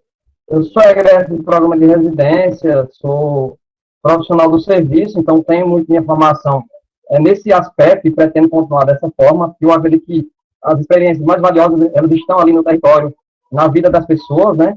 E aí eu tive essa oportunidade. E aí a minha pergunta é, se a gente não estaria pecando um pouco nessa linguagem acadêmica de não trazer a nossa formação como a gente faz nas residências, né? Bem próxima do território, fazendo realmente essa junção entre teoria e prática. O que a gente poderia fazer para sensibilizar esses profissionais que vão estar atuando, para que eles compreendam que eles são capazes de resolver as demandas no próprio território? Acho que, não sei se me fiz entender, mas é basicamente isso. Eu posso falar, Neuza, mas acho que Nildinha e Zé já podem entrar, né? E se tiver outras pessoas com questões, acho que coloquem aí por escrito ou assinarem, né? Para a gente poder aproveitar bem o tempo. Porque depois do tempo, eu fico impressionado como o tempo corre, assim, corre pela mão, né? Quando a gente monta a live e pensa, 2 horas, será que eu tenho conteúdo para 2 horas? Quando o tempo está acabando, a gente pensa que não fez nada ainda. Eu estou desconectado. Pois é, entra aí.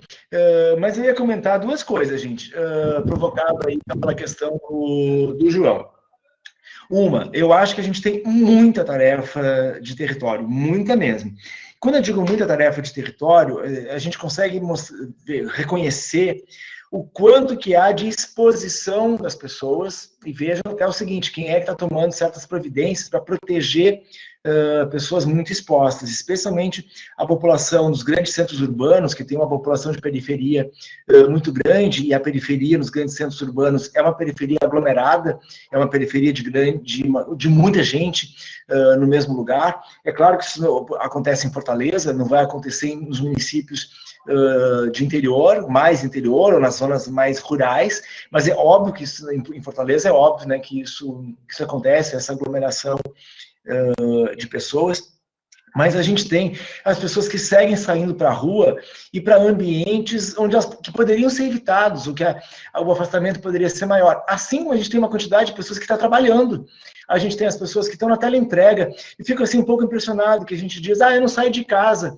Sim, quem não sai de casa, alguém está saindo. Porque se a pessoa não sai de casa, quem está trazendo as compras? Quem está apoiando as necessidades da casa? Não tem alguém que está fazendo essa circulação. E a pessoa que está fazendo essa circulação está circulando por quais e quantos lugares, por quais e quantas pessoas.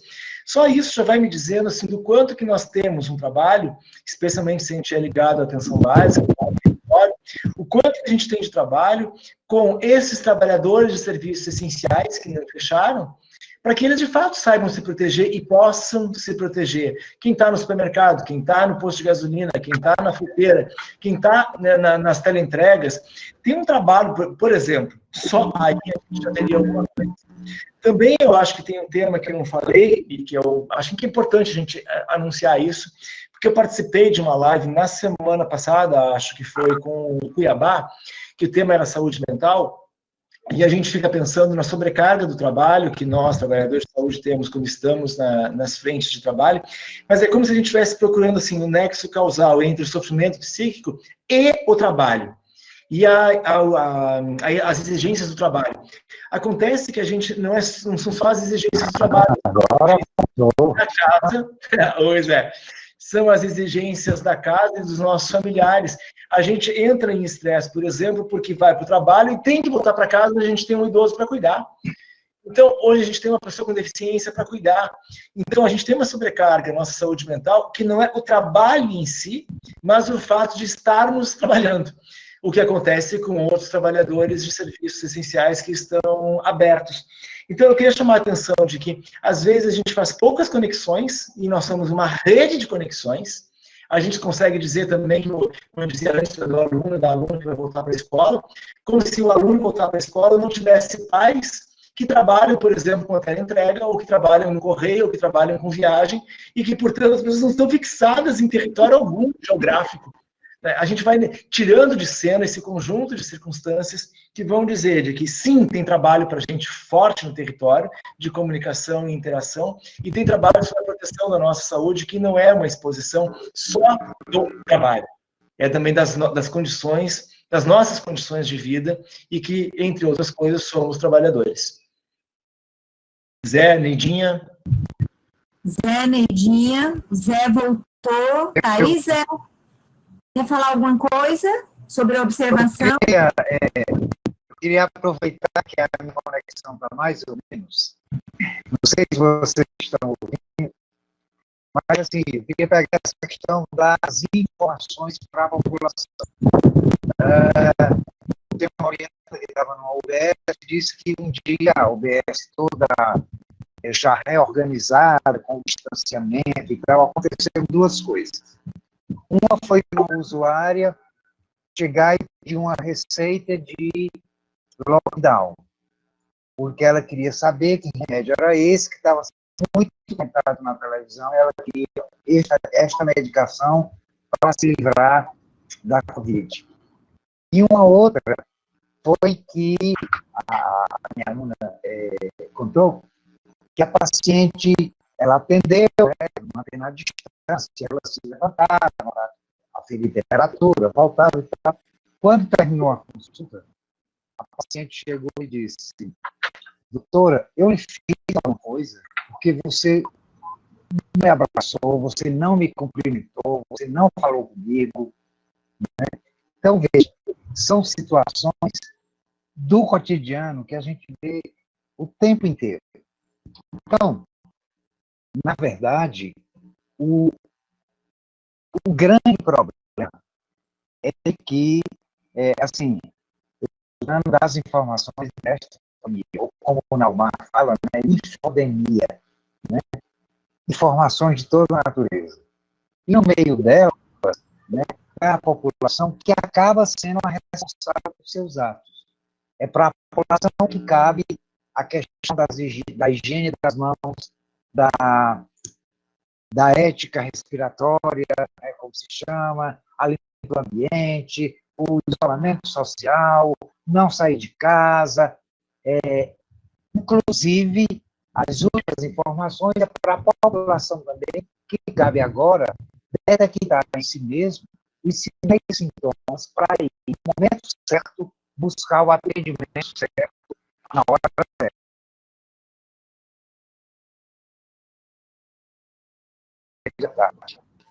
E a saúde e a doença são condicionadas pela capacidade física do trabalho, que a grande maioria da população que vive nesse território de atenção primária e atenção básica, né, tem como referência como doença a impossibilidade de trabalho. Sinais respiratórios, sinais e sintomas respiratórios, a população não considera uma doença capaz de fazer com que ele vá ao médico. Né? São comportamentos, são ações, são atitudes que não fazem parte da população. Mas a informação é dada no sentido de que, se você não fizer, você estará contaminando a si e ao outro. Aí, neste momento, se apela por uma solidariedade que não existe, Ricardo, por exemplo, em torno da morte. Né? Nós vivemos uma sociedade, um momento de tanto individualismo, que a morte do outro só nos toca se o outro for muito próximo. A gente vê na população indígena, por exemplo, quando morre um indígena, toda a aldeia sente, fica de luto, fica sentindo a perda. Nós no momento que nós estamos vivendo, essas mais de 100 mortes, o que significam? Significam, talvez, aquilo que está na mídia, que está até pegando aí em termos da política, que eu sobrevivi, eu estou conseguindo sobreviver. Os mais fracos que se explodam. Eu sou mais sábio, eu sou mais sagaz. Né? Então, é esse tipo de relação, de pensamento, né, que existem nos territórios. Então, eu acho que, assim, acho muito legal a gente tentar, né, criar formas de se comunicar com a população, mas com a população, junto com ela. Porque não é só adaptar o conhecimento científico a uma linguagem popular, que foi como a educação popular vista, né, como uma estratégia de melhor passar o recado que digamos assim, a prescrição médica desejava. Mas produzir com a população informações que façam sentido, ou seja, que comuniquem qual é a situação dessa população, que dê uma visibilidade dessa população e que ajude a mostrar os caminhos. Porque, senão, essas informações continuam sem sentido. E aí, nós vamos continuar vivendo meses e meses e meses nesta situação que eu chamo de puxa-encolhe, né? Porque, como o Ricardo falou, a estabilidade não significa muita coisa. Significa que as pessoas pararam de adoecer ou pararam de uma mortalidade, que os sistemas de saúde fecharam, colapsaram, e pronto, que não tem mais nem informações. Né? A questão é como, né, quer dizer, fazer não, como é que a gente vai conseguir, né, colocar no centro disso tudo os interesses e a vontade, como a Neidinha falou, as vidas que valem muito, cada vida vale muito. Como é que a gente vai colocar no centro da discussão isso, e não a perspectiva de que, eu estou sobrevivendo porque eu estou mais forte. Talvez seja isso, inclusive, que o governo tem agora aumentado o apoio, né? Tinha conseguido maior apoio popular, pelo Ibope, pelo Datafolha, sei lá, porque a perspectiva é essa. Quem morreu, acabou. Quem sobreviveu é o herói. Então, como é que a gente pode, né, desconstruir isso e transformar isso numa perspectiva de uma solidariedade construída? Não é uma solidariedade mecânica. Mas, como eu falei, uma solidariedade consciente que tem uma direção no sentido. É isso. Aproveitei que o microfone está ligado. Não sei se vocês ouviram. Deu certo, professor Zé Ivo. Eu vou passar a palavra à professora Rocineide e o professor Ricardo Cecim, ele quer complementar algumas coisas, aí eu já peço para vocês já irem encaminhando as suas palavras finais, porque a gente já está chegando à finalização desse nosso encontro, tá certo? Então, passa a palavra a Neidinha, na sequência para o senhor Ricardo, para a gente já ir finalizando. Então, assim, acho que essa questão que o João Agostinho traz é muito interessante, né, para a gente pensar. Eu acho que tem a ver com investimentos que nós mesmos temos feito no campo da formação. Né? E aí, essa pergunta, Agostinho, João, não sei como é que você gosta de ser chamado, Neto, é muito importante no momento que a gente está vivendo, né? Porque eu fico pensando assim, acho que a gente teve muitos avanços, né? Desde aí a nossa Constituição, eu acho que o diálogo MEC, Ministério da Saúde, eu acho que se avançou muito. Acho que na saúde a gente conseguiu produzir leis bem interessantes. E a educação, eu acho que também, mas que o movimento do território é muito dinâmico. E essas estruturas, que na formação, inclusive, a gente fala que são as grades curriculares, elas muitas vezes nos aprisionam. E aí elas vão aprisionando os nossos corpos e obviamente, os nossos jeitos de expressar o que está passando por ele. Né? Quando o Ricardo traz a história das imagens, né? Quantas vezes, para a gente usar a história das imagens, vai ter colega seu, ou do consultório do lado, ou lá na igreja, né? Ou lá na sala de aula da universidade, que acha que é besteira, que a gente tem que estar prescrevendo, ainda que não seja com a caneta. Mas, né? Então, é importante essa reflexão que você faz, porque essa é uma pergunta que a gente precisa fazer, inclusive porque no Brasil, a gente fez opção em muitas formações pelo PDL e a gente não fez a opção pela problematização freiriana. Então, a gente tem vários autores, né? Por que nós seguimos uns e outras pessoas seguem outros? Essas são questões importantes, que não vão ser respondidas aqui, mas que são questões que nós precisamos começar a pensar sobre elas, né? Porque que a gente fala no conjunto de evidências, né? Uma aprendizagem baseada em problemas.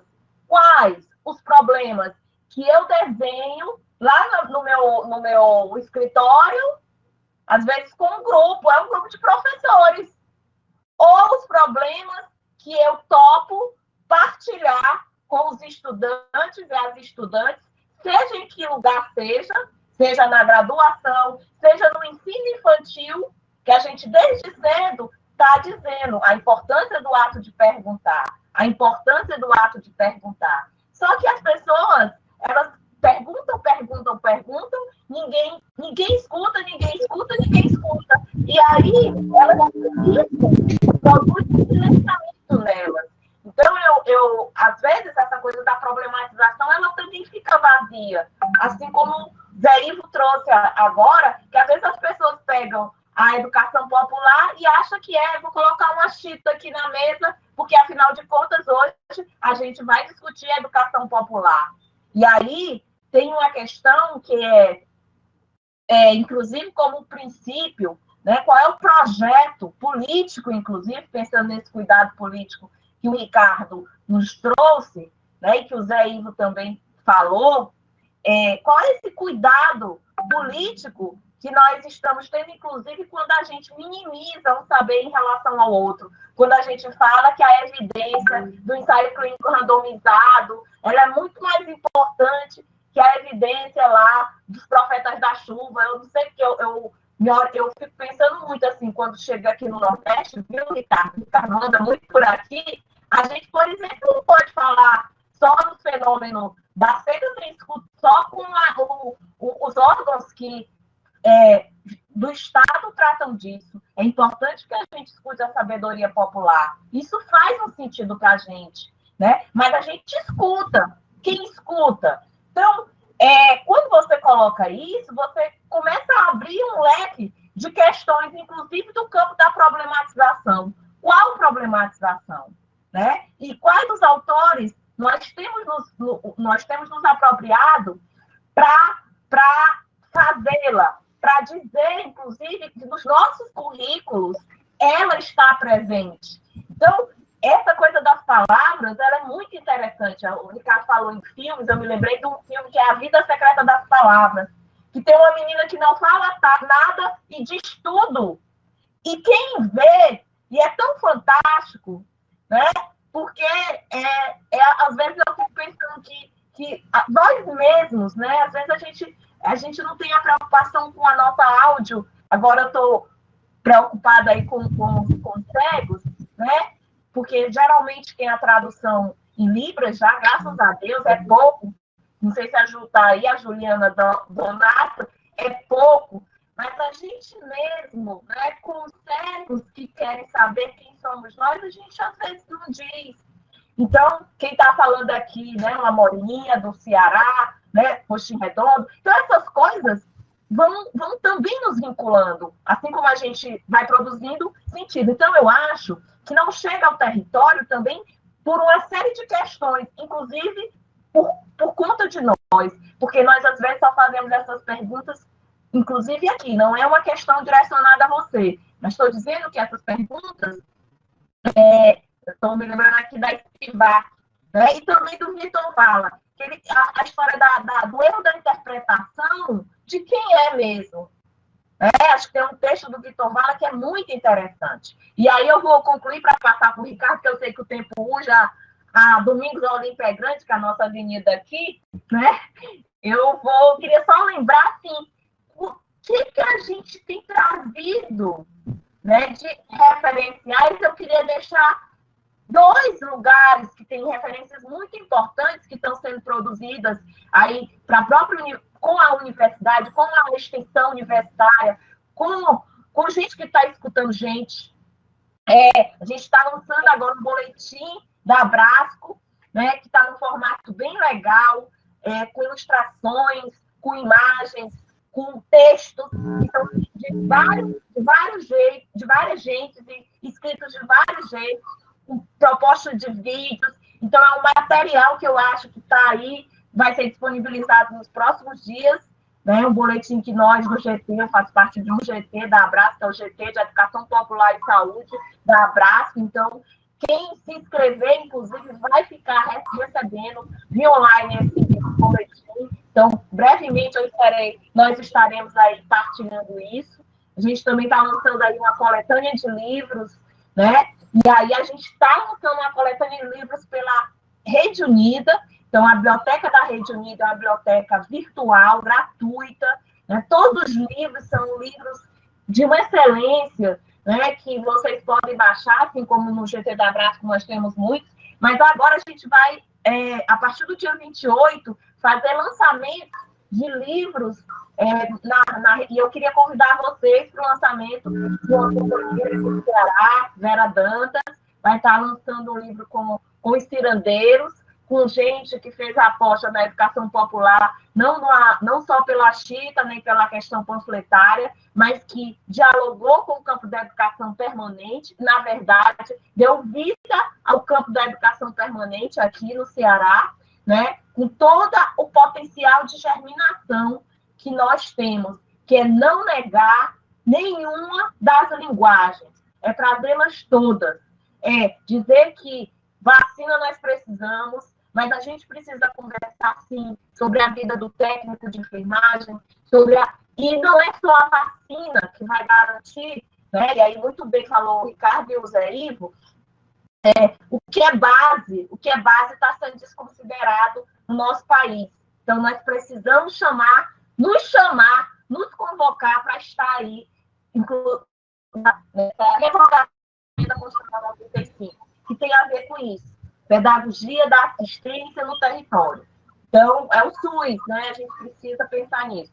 Muito grata, né, você está nervosa ali, e até breve. Professor Ricardo, quer falar um pouquinho, e aí a gente vai quase que encerrando. Bora lá, professor Ricardo. Vamos, na verdade, eu quero estar em cima do horário, né, previsto, mas eu me dei conta que tinha uma questão para falar ainda da universidade, naquela pergunta do João. Acho que a Neidinha começou a resposta para ele, já situando algumas coisas importantes, mas é que eu estava dizendo volta às aulas, estava falando da universidade e tal, é que acho que é relevante a gente também se dar conta que parte da universidade não fechou, porque a parte da pesquisa não fechou. Se seguiu fazendo muita pesquisa na universidade brasileira e muito desenvolvimento tecnológico. A gente vê na imprensa todo dia universidades que trabalharam com o desenvolvimento de um respirador, que trabalharam com a investigação sobre a eficácia das máscaras. Tem muita universidade que seguiu ativamente trabalhando na pesquisa com os seus estudantes da pós-graduação.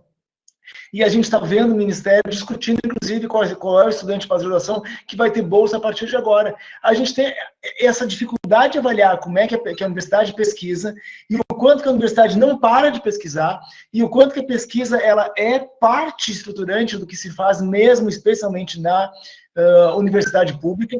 Eu acho que vocês talvez tenham acompanhado, mas a UFC foi uma das universidades citadas recentemente entre as universidades com grande produção científica no mundo. Tem a Universidade Federal da Paraíba, tem a Federal do Ceará, como universidades que estão nordestinas citadas no ranking internacional de citações.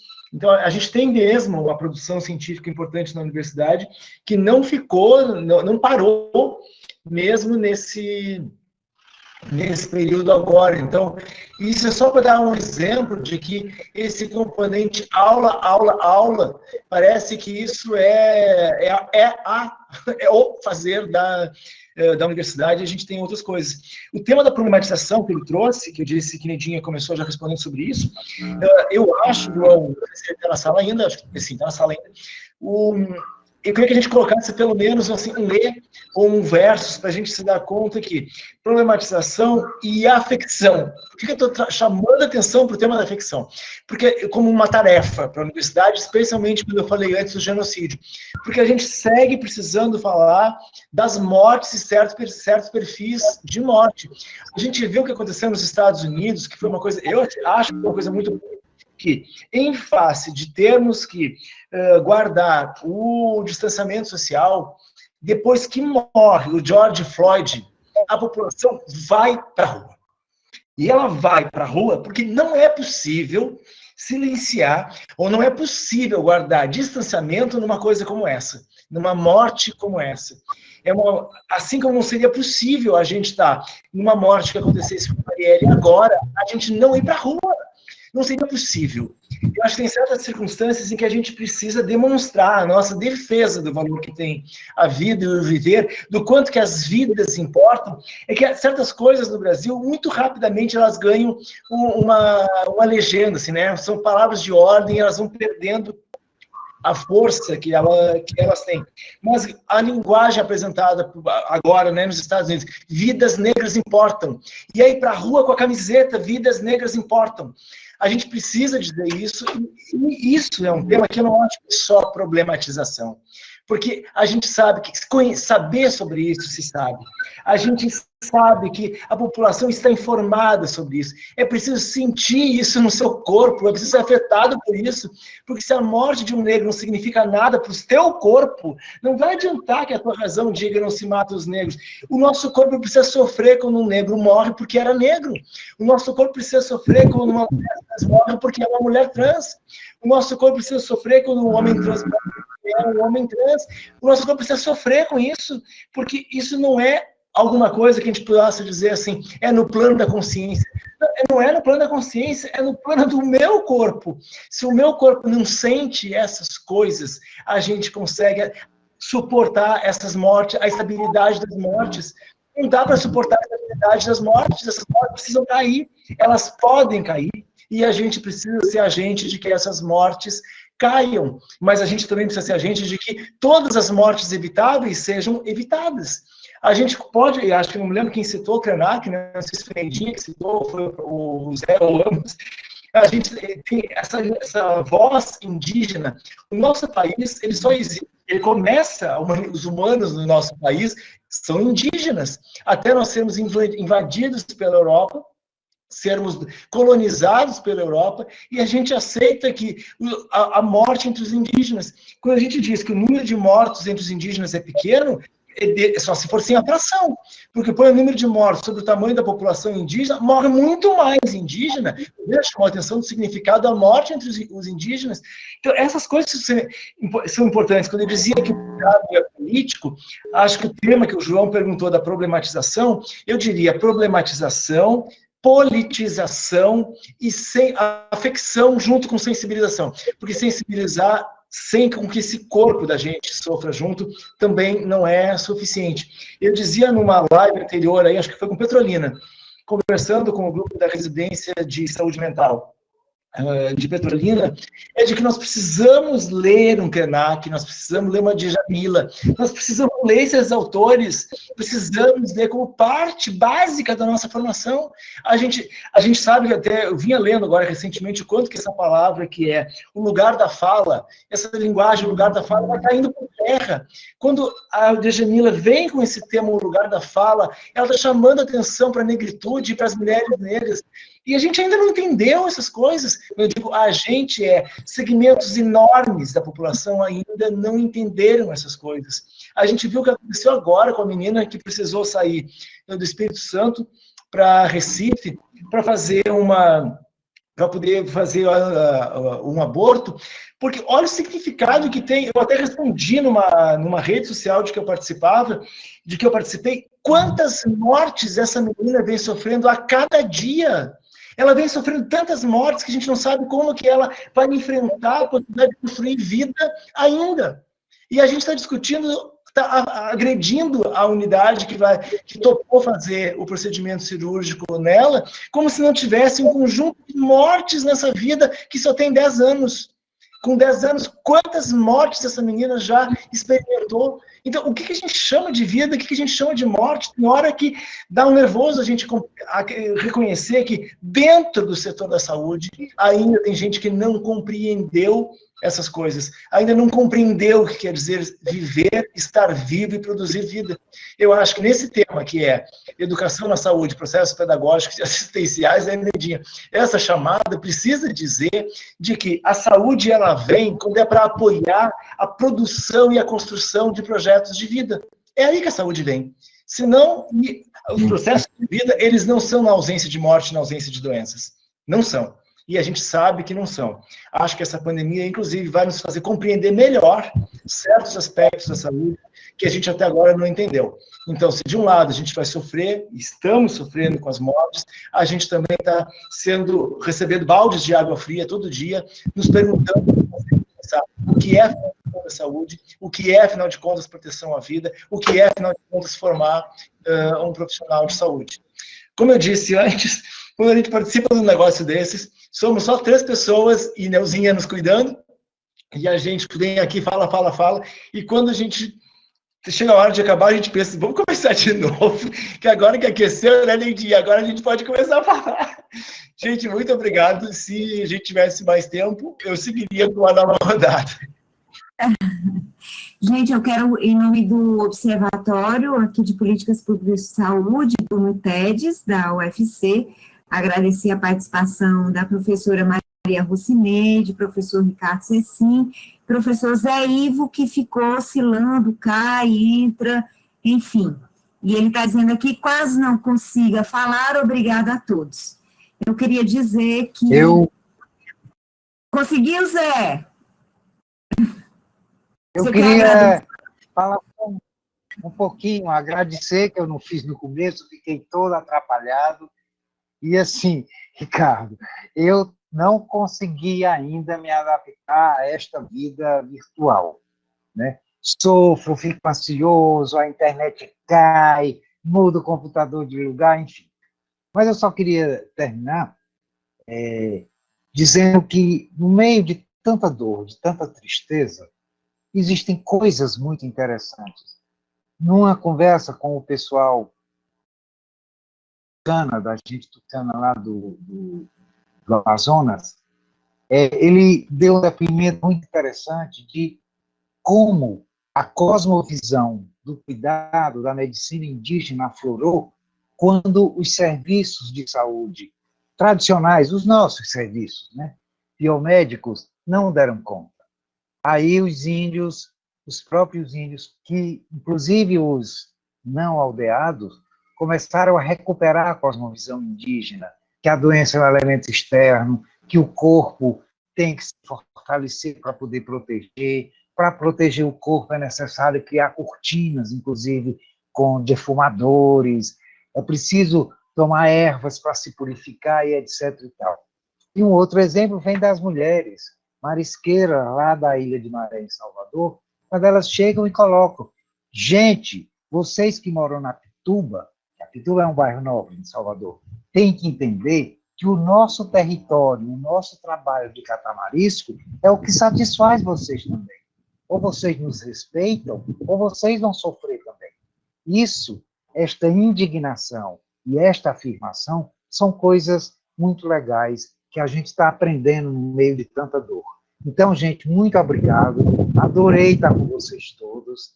É pena que a minha conexão tenha ficado ruim, né? Eu não consigo aparecer, mas um grande abraço a todos e estamos juntos.